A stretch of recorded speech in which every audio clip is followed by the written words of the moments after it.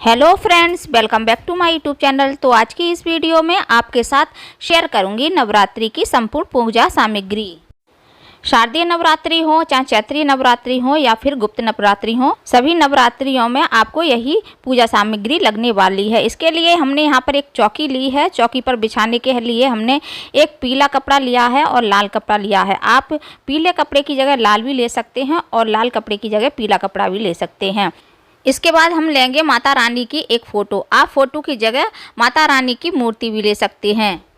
इसके बाद ज्वारे बोने के लिए हम एक मिट्टी का पात्र लेंगे और एक मिट्टी का कलश लेंगे। आप मिट्टी के कलश के अलावा पीतल का कलश, स्टील का कलश और तांबे का कलश भी ले सकते हैं।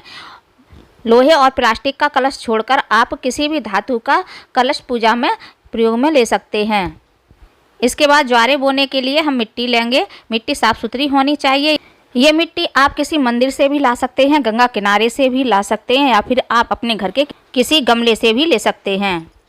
इसके बाद हम कलश स्थापना के लिए एक हरा नारियल लेंगे, जटा वाला, इसे हरा नारियल बोलते हैं, जिसमें पानी होता है। और नारियल पर लपेटने के लिए हम एक लाल चुनरी लेंगे। इसके बाद नवरात्रि में 9 दिन हवन करने के लिए एक हम हवन कुंड लेंगे। हवन कुंड आप मिट्टी का ले सकते हैं, तांबे का ले सकते हैं और पीतल का भी ले सकते हैं। इसके बाद हम ज्वारे बोने के लिए और कलश स्थापना करने के लिए जौ लेंगे और गेहूं लेंगे। जौ और गेहूं आप जो कलश स्थापना करते हैं तो उस कटोरी में भी आप जौ रख सकते हैं और चावल भी रख सकते हैं। हवन करने के लिए हम यहाँ पर आम की लकड़ी लेंगे या फिर आप यहाँ पर गाय के गोबर का उपला भी ले सकते हैं। जब हम नवरात्रि में 9 दिन हवन करते हैं तो हमें नवरात्रि की पूजा में 9 दिन हवन करने के लिए कम से कम 1 या फिर 1.5 किलो लकड़ी चाहिए होती है, जो हमारे पूरे 9 दिन हवन करने के लिए काफ़ी होती है। इसके बाद नवरात्रि में 9 दिन हवन करने के लिए हमें चाहिए होगी धूप, यानी कि हवन सामग्री। इसके बाद हवन में माता रानी को लौंग का जोड़ा देने के लिए हमें चाहिए होगी फूलों वाली लौंगें और हरी इलायची। इसके बाद लक्ष्मी प्राप्ति के लिए हवन कुंड में आहुति देने के लिए हमें चाहिए होगी कमलगट्टे। ये कमलगट्टे के बीज है, इससे लक्ष्मी की प्राप्ति होती है अगर हम 9 दिन कमलगट्टे की आहुति हवन कुंड में देते हैं तो। इसके बाद हमें हवन में अर्पित करने के लिए गूगल चाहिए और देवदार की लकड़ी चाहिए। नवरात्रि की पूजा में हवन में देवदार की लकड़ी और गूगल भी चढ़ाया जाता है, इस बात का आप विशेष तौर पर ध्यान रखें। और यदि आपको देवदार की लकड़ी और गूगल नहीं मिलता है तो आप बिना गूगल के और देवदार की लकड़ी के भी हवन कर सकते हैं। इसके बाद हम लेंगे चावल, यानी कि अक्षत, जो हमारी कलश स्थापना में और पूजा करने में काम आएंगे। मैं आपको ये नवरात्रि की संपूर्ण सामग्री लिस्ट बता रही हूँ, जो संपूर्ण सामग्री है जो नवरात्रि में काम आती है।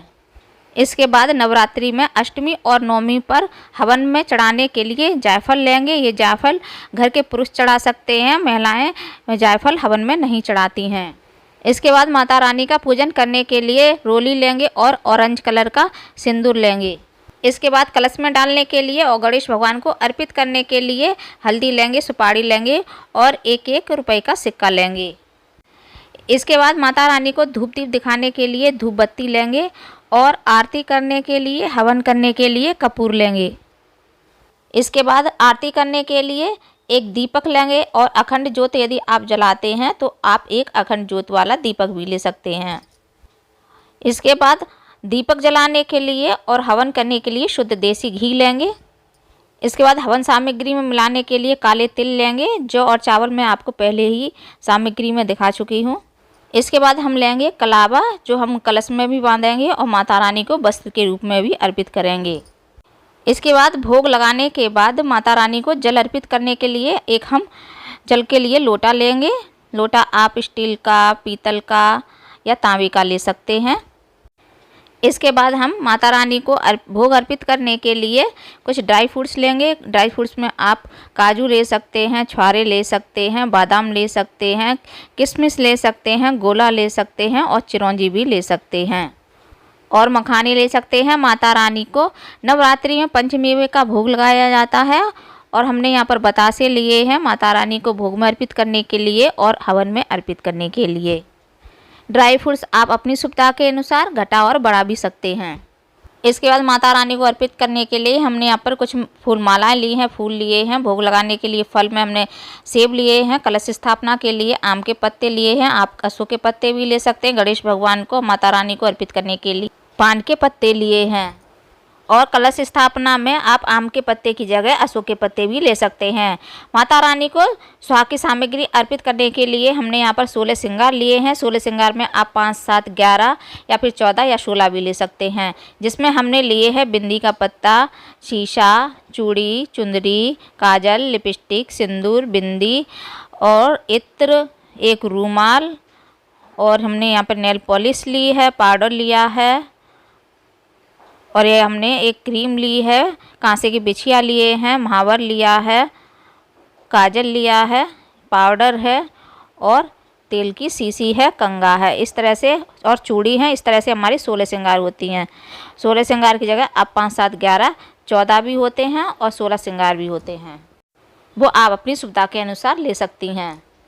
इसके बाद हम नवरात्रि में अखंड ज्योत जलाने के लिए मीठा तेल लेंगे। आप मीठे तेल की जगह शुद्ध देसी घी भी ले सकते हैं। इसके बाद दीपक जलाने के लिए, धूप बत्ती जलाने के लिए हमने यहाँ पर माचिस ली है। इसके बाद हमने चौकी पर स्थापित करने के लिए यानी कि पूजा करने के लिए प्रथम पूज्य गणेश भगवान की मूर्ति ली है। अगर यदि आपके पास मूर्ति नहीं है गणेश भगवान की, तो आप सिपाड़ी के रूप में भी गणेश भगवान को स्थापित कर सकते हैं चौकी पर। इसके बाद हमने माता रानी को गणेश भगवान को अर्पित करने के लिए मावा की मिठाई ली है, खोए की मिठाई। आप नवरात्रि में दूध से बनी मिठाई ही भगवान को, माता रानी को अर्पित करें। इसके अलावा कोई अन्य मिठाई माता रानी को नवरात्रि के दिनों में अर्पित ना करें। कोई अन्य की मिठाई जैसे मूंग की दाल की बर्फ़ी वगैरह आती हैं, वो माता रानी को नवरात्रि में अर्पित ना करें। इसके बाद रुई की बत्ती बनाने के लिए हमने यहाँ पर रुई ली है और गणेश भगवान को अर्पित करने के लिए एक जनेऊ लिया है। और नवरात्रि में 9 दिनों तक पढ़ने के लिए हमने यहाँ पर दुर्गा सप्तशती ली है। आप दुर्गा सप्तशती की जगह दुर्गा चालीसा भी ले सकते हैं।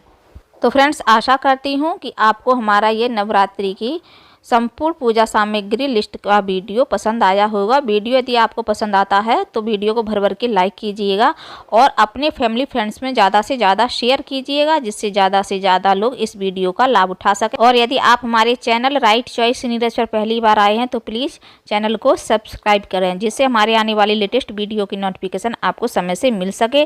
तो फिर मिलते हैं नेक्स्ट वीडियो में। राधे राधे।